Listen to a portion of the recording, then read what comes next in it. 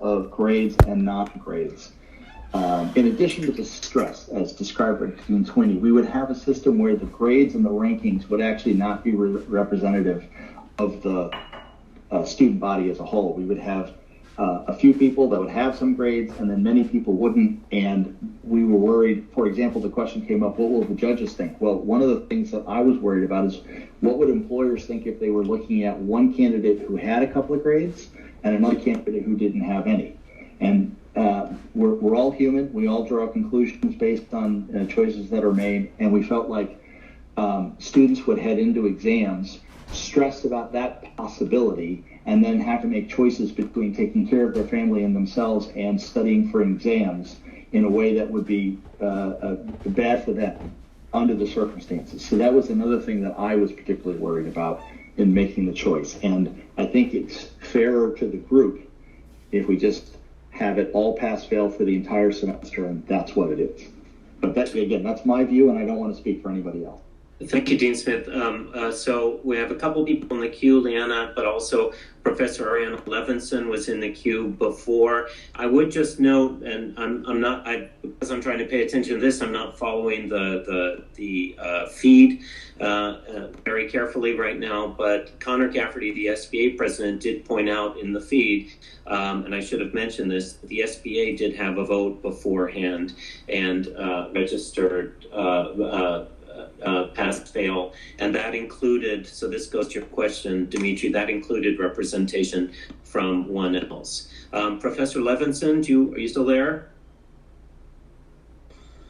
Yes, I'm here. I just wanted to tell Dimitri that, as the dean said, this is a group of people, a relatively small group of people trying to make up their individual minds and cast a vote with as much input as they can have from Connor and other students who have reached out to them. So we genuinely tried to do it was best. And one thing that made me decide that the pass-fail option was best for our students is that students that need recommendations and know their professors, Dimitri, I'm always happy to give you a recommendation.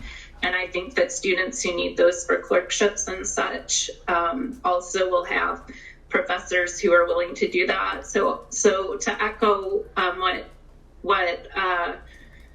what the other deans have said, Dean Sweeney and Dean Smith and Dean Collin, I felt we really needed to protect everyone, especially those who we don't know what can happen. I might lose my father tomorrow, and then how fair is my grading going to be of you if it's not pass-fail? And I just wanted to share that I really thought our administration did a fantastic job, and that I'm happy to talk with you, Dimitri, anytime about it. Thank you very much. Leanna, you've had your hand up for a while. Please go ahead. Hello, can you hear me? Yes. Perfect. Okay. And Leanna, let me just say, just so people know that I'm paying attention, after you, DJ Chris has, I don't know if DJ is a man or woman, but has his or her hand up. Leanna, go ahead. All right. First, I want to say thank you to you, Dean Crawford, and the faculty for all the time and effort you've put into this. I know I've sent a series of emails to Dean Sweeney, so thank you for responding to each and every one of them. So something that I'm a little concerned about, and first of all, I'm here as a representative of PALS, but my question is completely from myself, and I will be speaking for myself this time. So I know the faculty had to make a decision on which, basically had to choose who would advantage from this. So my question is regarding students who possibly needed the grades this semester because of their GPA, students who are on academic probation, students who needed a higher GPA due to how competitive some of these job applications are. Now, will they have the opportunity to make this up in the summer, or will the summer courses also be considered pass-fail? So Leanna, first on the academic probation, last week the faculty also voted to extend academic probation for a semester, meaning through the fall semester, not the summer semester. So that addresses that question, I believe. As for the question of being competitive, again, I think I would just repeat a part of what I said before, which is that those students are going to be like most law students nationally, and employers are going to know this as much as the students will. I liked and I noted that we have to, on Tuesday, address the question of assessment and reporting that Elizabeth Clemens and Katie Davidson raised. And that goes to your question as well. So we'll try and figure out something that will protect students, but also, once again, think of what Professor Levinson just said, which is that it helps if you know a faculty member. We're a small faculty. You can go to people, you can ask them for recommendations, and they can speak to this. I also might add, I'm teaching a small class right now, and I said to my students in class this week, I said, this, even though we're all now pass-fail, my paper, students are writing a paper, I said, even though this is pass-fail, this really ups the ante for you to, if you don't get sick, provided you're still okay or don't have other distractions, that you do what you can to do really well, because then you'll be able to get a good letter from me when we're past all of this. And so we are thinking about these things, but as I said, Leanna, we will next week try and come up with more specifics on this. Does that answer your questions? It does. And I actually have a follow-up question, if that's okay, before you move on. And maybe Connor can help answer this question. I don't know if SBA has ever had a representative from PALS be present at a meeting before, or if they've been welcome to attend meetings. I know that they have a diversity chair, and I'm curious if that's something that SBA would consider in the future. Unfortunately, it's almost time for me to hand over the organization for the upcoming semester, but I definitely would like to see a PALS representative able to attend meetings so they can give an unbiased opinion as a representative and basically speak for the organization as a whole and not just be there as a member speaking for themselves. And for those of you who don't know, PALS is the parent law student organization, still law students who are parents. Connor Cafferty, are you there? Do you want to address that for the SBA? Could you just repeat the question? I was following, but I just want to make sure I'm addressing the question. So Leanna is the president of PALS, Parents Who Are Law Students, and she said, has the SBA ever considered having a formal PALS representative on the SBA, not just coming in their individual capacity, but representing parents? I'm not sure if the SBA has ever considered that. I can only speak to my time on SBA, which is the last 2 years, and I can say that's not been a point of discussion that I've seen. It was my first year of law school that a group of students petitioned SBA to add the diversity chair, which is the most recently added position on the Student Bar Association. And I think that there is certainly the possibility of additional positions being created on SBA, and that, if that's a way that students feel their interests could be better represented. I'll also point out, we do have 20 positions on the Student Bar Association, and certainly we encourage each student who has a position to not just bring their opinions and perspective as a member of the SBA, but as a member of every organization that they're a part of. But certainly I'd be happy to, discuss that further if someone is interested in seeing SBA's number of positions expand. So Leanna, maybe you can take that up independently with Connor and the SBA. Is that okay? Yes, that is. Thank you. Okay. Next, I have 2 remaining questions I've received, but DJ Kress has had a hand up for a long time. Please go ahead, DJ.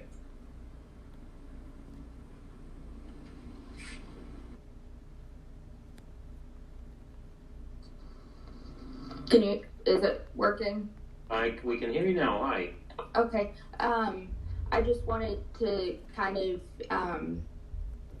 say thank you also for kind of going to this pass fail at the 1L, I was like, okay, well, there's the rest of law school to kind of figure it out, and I'll do what I have to do. But I was actually in the ER all last night, and I'm waiting for my COVID testing. And I for sure have pneumonia, so like having the kind of like having that peace of mind, like you don't expect it. I haven't really left my house except to go to the grocery store, so I'm like, yeah, everything's gonna be fine. But I think that it's something that does kind of need to be in everybody's mind too, that like even going to the grocery store can expose you to it. And so I appreciate it, and I just wanted to say that I appreciate the staff and the deans and everybody kind of deciding to make the choice, because this is a super uncertain time. And so while you're fine now, like you might not be. And so I appreciate it. Like I wasn't in that position where I was like, okay, well, I didn't think that I would be in this position, but here we are. So I just wanted to say thank you to everybody that helped. Thank you, DJ, and we're thinking the best of you for getting these results, and please keep the anyone on the faculty or staff you feel comfortable with informed about your health. Okay. I think you turned your mic off. So yeah, I definitely will do. But yes, and so also just kind of like a follow up. If you don't feel right, going tested, because I thought I was just having like a panic attack, and I actually have like a pneumonia. So like if you feel right, do go and get tested. Good, thank you very much. Okay, I hope you're okay.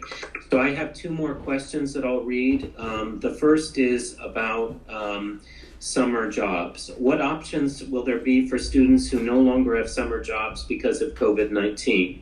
Specifically, how will OPD provide assistance and mentorship to students who, one, are on academic probation for another semester or must retain the same GPA from the previous semester, and two, have limited access to work opportunities due to social distancing requirements that will likely lead into the summer? So at the end of last week, Thursday or Friday, I don't remember, but I called Dean Hajak, and we had a long conversation about what this would mean for the job market. The good news is she's an experienced professional doing this for nearly 20 years, and so although obviously she's not dealt with this kind of a crisis, no one has, she's dealt with a couple of recessions, and so she knows what to anticipate, what to look for, what to do, and so she and I have been in constant contact about what this means. And so for students on academic probation, you just need to be in touch with OPD, with your faculty members, and with others. We had a meeting with our Law Alumni Council. Days are kind of blending in together for me here, but I think it was sometime last week. We had a meeting with the Law Alumni Council and stressed the need for them to get out the word for jobs, and I think everybody's still in a mode on the employer side of trying to figure out what they're going to do. So we're thinking about this, is what I want you to hear right now. We don't have a concrete plan of action with all of these particular things ironed out yet, but we are working on it. One thing, anticipating, because I know some people have already lost their jobs, they've been in touch with me and with Dean Sweeney for the summer. One thing we are trying to do is put together a robust schedule of classes taught by our faculty over the summer. The university has said that all summer classes will be online. So Professor Arnold, who's the Associate Dean for Curriculum and Scheduling, he and I have been working to try and put together a robust package of summer courses. The good news here is, if any of you have taken summer courses before, I don't want to get too far into the financial weeds here, but the university in the past charged our students $1,100 per credit, which is not very economical. It's not equivalent to what you pay per credit on a 15 credit semester, which is what $11,000 for in-state students represents. For this summer, the per credit cost is going to be $723. a credit hour, which is slightly less than what you pay in a 15 credit payment. So it'll be more affordable, and my hope is that we can get together enough courses at that rate, and at that rate that students who want to can take up to 11 courses, and then at least when they're not employed, make progress to a degree. And so that's one thing we're hoping to do. Just keep on the lookout for that. I hope we'll have that all put together by next week, but it's a work in progress. I see we have a question from Michaela Fields, but before maybe Michaela wants to come in on this point. Michaela, go ahead. I don't really have a question. I just wanted to state I am a peer advisor for OPD, and so if anyone is having any issues or is scared or want to speak or anything like that, you can feel free to email me, and I'll get back to you. And then as well as students who are afraid about their GPA and job placement, I can also be a kind of a testimony and try to give you guys ideas to help with that coming in the next semester. So I just wanted to say that I'm here if you guys need me. That's my job essentially. I know I can't really do much as a student, but I can be a listening ear and I can try to help you guys get through this weird situation. Great. Thanks, Michaela. Thank you very much. Anyone else on that point on summer, on job placement? I should add, I also, last weekend, I called Professor Santry, who is, of course, the director of our domestic violence clinic and does the mediation clinic. We talked about options. That will be offered this summer. So students who want to work in the clinic can apply to do that. In addition, we're working with Professor Jordan, who oversees the live client experiential courses, to figure out which ones of those can continue to happen over the summer if you want to get experiential requirements on a distance basis. So we're working on that as well. And again, I hope that this will have some clarity for students on the week. Michaela, have I answered your question? Or thank you very much for your offer, by the way, but I don't think there's any question there. Correct, Michaela? Yes, sir. Thank you. Okay. Elizabeth Clements, you have your hand up. Yes, thank you, Dean Crawford. I know this is very early with thinking about summer courses, but has there been any thought to the timing of summer courses? Because some students might have totally lost summer jobs and others might just be postponed. So we might be free early in the summer, but not late. Well, the schedule is going to be what it was before. Let me tell you right now, just give me a second here. In other words, the university is not changing its schedule. There are two sessions.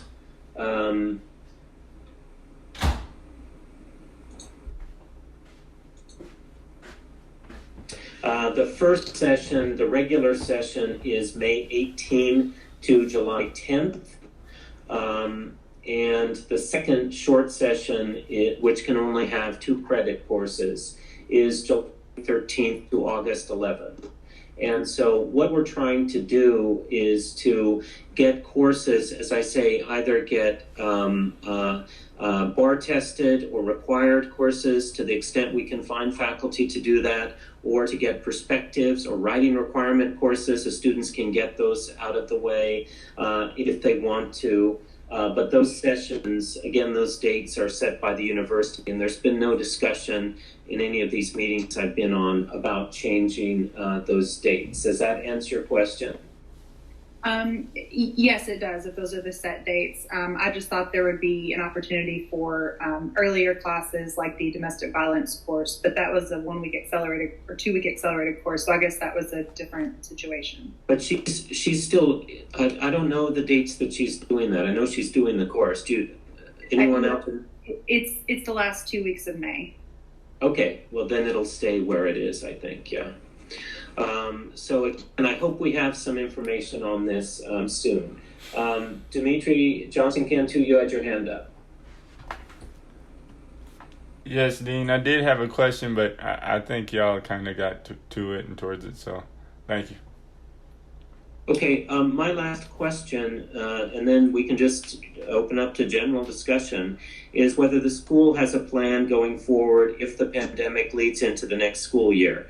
The answer is, and again, this is not just the law school, so this is not something, it's been something on my radar for this week at least. It's not on the radar, I don't think, of anyone else in our unit, and it doesn't need to be for the moment. But we are discussing this at the university level. Some epidemiologists are worried that there will be a second round of disease outbreak in the fall. And so we're talking about how we are ready for the possibility of all online teaching in the fall, right? Until we get to a vaccine and get some control over this disease. So do we have a plan now? No, we don't have a plan. Are we working on getting there in very short order? Absolutely. So in particular, for example, at one of the many meetings I had today, at the university level, we're talking with the Delphi Center, which provides all of our distance education, and they're going to be ramping up faculty assistants to do online teaching, so that in the event that we are all online still in the fall, we'll be able to do that. I will say that for things that are particular to law schools, this is being driven really in a national conversation. So just to give you an example, on this meeting I was in today with national law deans, it's not finally decided, but it seems pretty likely to me that all of the on-campus interviewing will happen in January and not August and September, mostly at the request of firms waiting to see what their needs are going to be. Their hope is that will, relieve another anxiety point in the short term and allow them to plan better. Again, this is not set yet. Dean Smith wanted to add something. Very quickly, just to confirm, the vote that we had last week was only for this semester. So whether or not we go all online in the period in the future, the faculty has not voted to move online classes to only pass-fail.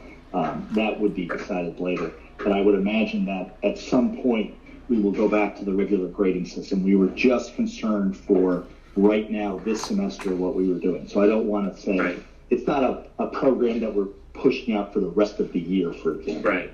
Well, that's a very good point. Thanks. And I mean, and again, I'm speaking for myself. I'm not speaking for the faculty. The faculty needs to decide grading policy. It's their decision, not mine. But I would be surprised, for example, if for the summer, people would vote for summer courses to be pass-fail, because we now, we've all had this trial by fire, whether teaching or learning online, where you hadn't anticipated that. And so we will have some familiarity with the technology as the university is ramping up its provision of resources for faculty to be able to teach online, and so people should be more comfortable with it. So again, although it's a faculty vote, not Colin Crawford's vote, I would be surprised if that was not the case, but we'll see. We never know. One thing I do want to mention is that we always have a small budget item for student emergencies. They tend to be health related, not exclusively, but they can be other things as well, where people are short on resources.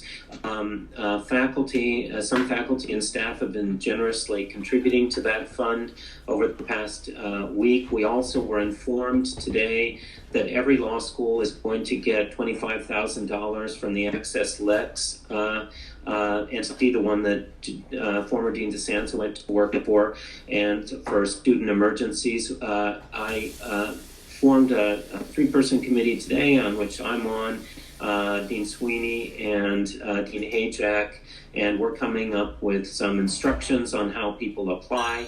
In addition, if you have financial or other immediate necessities, then you should first go and apply. There's a student fund available through the university you can apply to. And finally, I should say that Dean Becker doesn't know this yet because we were not able to connect yet today, and he's now out taking his daily jog. But I'm going to ask him to prepare a web page for the law school web page that provides resources, including information about our fund. Let's see. Okay, so that's what I got. I've covered all of the questions that I've had. Anyone want to raise their hand and just anything that's going on in their head? Any concern? Kelly, how are you? How are the kids? Hey, they're okay. So I just wanted to say, as far as a general comment, I really appreciate what the faculty and the deans are doing for the students right now. And I really appreciate the understanding of the students that might not be in the same situation as everyone. Canceling schools for parents is just, it just destroys our ability to, you can probably hear my kids in the background now. Without childcare, I can't even read without someone asking me for snacks constantly. So it's just like I never have time. And that scared me so much. And I appreciate what everyone did. Dean Sweeney, Dean Crawford, Dean Smith, everyone responded to my concerns and took those concerns into consideration. And I really appreciate that. And I feel like I won't have to drop out because of that decision. So I think a lot of folks are upset because it does affect them, but also employers and judges are going through this too. They also have children who are not in school. They also don't have grandparents watching their kids anymore because it's dangerous. I mean, I can't have that right now. I need to keep my parents safe. I need to keep everyone safe. So that is a responsible choice to make, not only for your students, but for the community. And I thank you. The kids are coming in now. We can see them. Oh yeah, they're hungry. They want dinner. But I wanted to say thank you on those 2 points before I leave. Well, Kelly, I mean, thank you so much for that comment. I think this really illustrates that how we are all in this together, even though we have different experiences. It is just also new. I had today one of the people who directly reports to me on the staff. We had our weekly meeting, and she has kids, and she very sheepishly said to me, you know, I have to be honest, I'm not as productive as usual. And I said, of course you're not as productive as usual. Your whole family rhythm has been disrupted. You have a 5-year-old coming in and out every 10 minutes. So I think, it's useful for us, for all of us to hear this. So thank you very much, and I hope you and the kids stay safe. Thank you. Okay, Nicole Durbin, you have your hand up. Can you hear me? Are you in Puerto Rico, Nicole? I am, yeah. Oh, wow. Okay, good. So I guess a lot of us 3Ls are really kind of upset about graduation and maybe just kind of like want an answer about like whether or not we have to wait till December or whether it's going to be in the fall or like what kind of graduation measures. So that's an excellent question, Nicole, because it was upsetting for us as well. I mean, that's a really special moment, obviously, for the graduates, for their families and friends, for faculty and staff as well.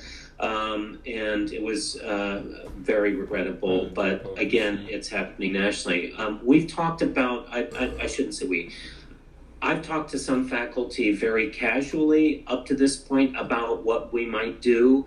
And so as a school of law, I mean, so there will be the university graduation, at least as of this moment in December. Whether there will be, but we've talked also about what we might do as a law school before that, maybe once we, see how things look in June. We've talked about maybe we have a big law school party, maybe we try and just have our law school graduation.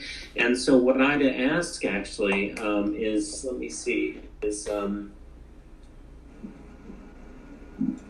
So I think Connor Cafferty has gone offline, but if you, Nicole, and people who feel this way, if you could communicate with your SBA representatives or share this with Dean Sweeney as the Interim Associate Dean for Student Affairs, what you would like to see happen, get some ideas. I'd be happy to canvass the 3L class, and if you it'd be especially nice if you gave us the ideas of what you would think should happen, because we are thinking about this. We just, in the rush to, just worry about getting the semester done, that's taken most of the attention, but this is an issue that people are thinking about.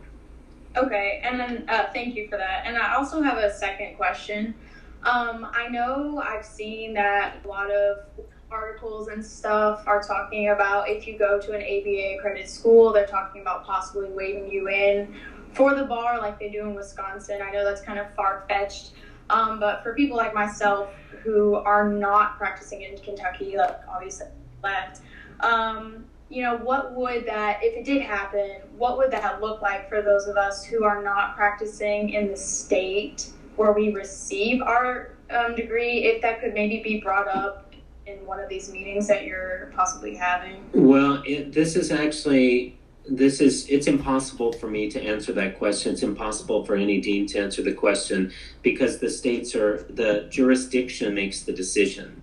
So in other words, the Puerto Rican bar, in your case, will make the decision. It's not some national decision made by deans. And so I would just encourage you and people who are similarly placed to be vocal with the bar where you hope to sit to be admitted, that you express your concerns to them and see what they're thinking, because it's made, at the end of the day, all of the admissions decisions are made by the state bar. Okay, thank you. Does that answer your question? Yeah. Well, stay well there. The one positive, I imagine the infection rate's pretty low there right now, right? It's because we're under such a strict curfew right now. I Right. really keep on certain days, and Right. Although there's a benefit of heat because the virus doesn't seem to do so well above 65 degrees Fahrenheit. So yeah, that's what they say, but they close the beaches, so yeah, they don't know yet. I know. Well, stay safe. We have a couple of other hands. Elizabeth Clements, you're next. Thank you, Dean Crawford. I have one practical question about the summer that I think will affect many students. So for those of us who have lost jobs or had the date postponed, obviously we are going to be under financial strain. And those with families may be more in a financial crisis. And so looking beyond the possibility of student funds, that could help with those situations, because I predict there's going to be a lot.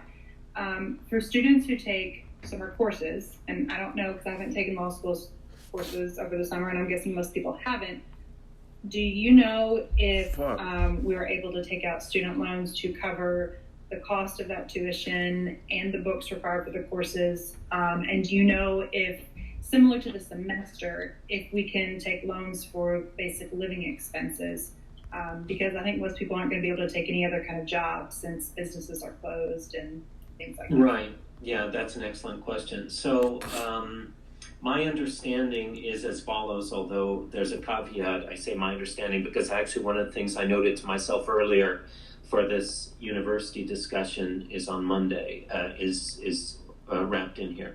My understanding is, yes, that the summer semester is just like any other semester. Again, my hope is that we get enough courses that people can make some, robust progress to a degree if they want to take that option, but that you can borrow.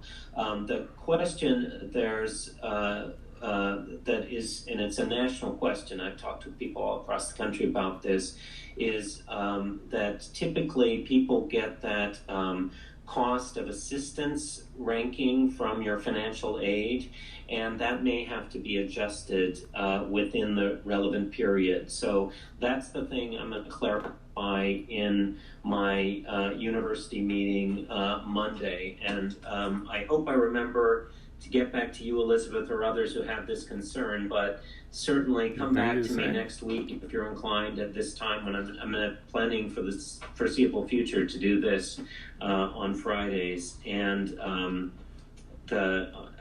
see if, in fact, the financial aid cap can be changed if need be. I mean, that may not affect you, but I want to clarify those details, and I don't know that. But yes, you can borrow for the summer. Does that answer your question, at least to the best of my ability right now? Yes, it does. Thank you. Great. Do we have any other hands? Okay. Any other questions? Anybody else? Somebody tell me something nice that's happened to you this week. Anybody? The weather's nice. I made them. Go ahead. The weather's nice. The weather is nice. Yeah. The trees are blooming. I made the mistake of, since we're all watching a lot of Netflix, etc., I made the mistake of watching the Gwyneth Paltrow, Matt Damon movie, Contagion. Not the right choice. I don't know what this is to me. But, okay, I don't see any other hands. There is some, I'm going to look over the stream on the right there. Once again, if, I'd encourage you all to participate next week. Be in touch with us by email, call, and same time next week. And thanks for tuning in.